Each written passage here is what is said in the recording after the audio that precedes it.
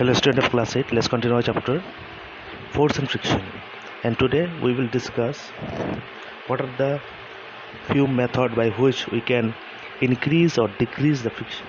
Student, already I told you that friction we can increase or decrease by using some method, but we cannot eliminate friction completely. So let's discuss what are the few methods by which we can increase friction.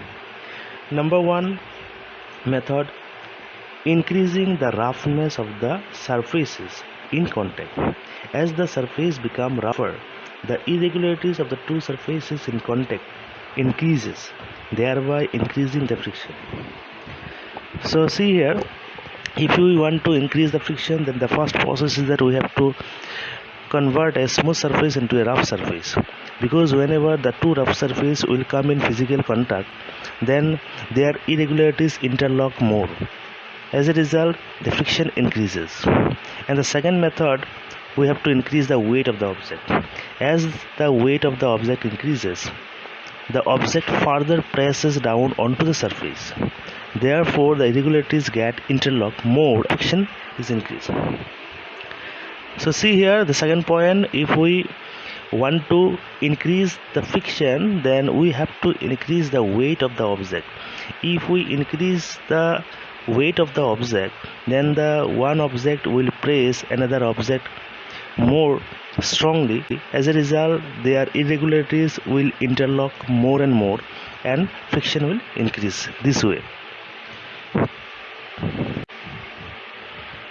Now let's discuss what are the few methods by which we decrease the friction.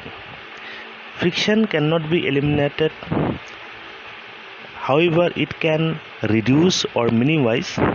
So let's discuss a few methods by which friction can be minimized.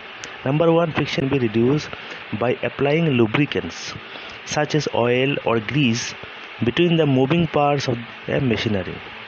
You can see in this picture 10.17. So here we use lubricants so that friction can be reduced and not creating more obstacle in the motion. So by using this kind of lubricants, oil, grease, we can reduce friction. Another process is that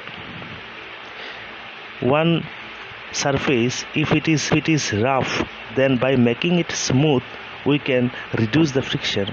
When we convert a rough surface into a smooth surface, then their interlock between the irregularities of the two surfaces in contact also reduces, therefore the friction also reduces.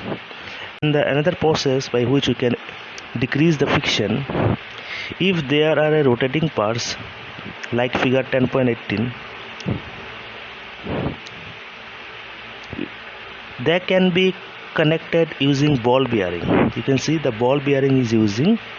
Ball bearing helps in reducing friction, as the relative motion between two surfaces sliding over each other is converted to rolling motion. This reduces the friction between two surfaces in contact, because as we know, rolling friction is less than the sliding friction. So student, another process by which we can decrease the friction, as we know that sliding friction is more than the rolling friction, so rolling friction is less.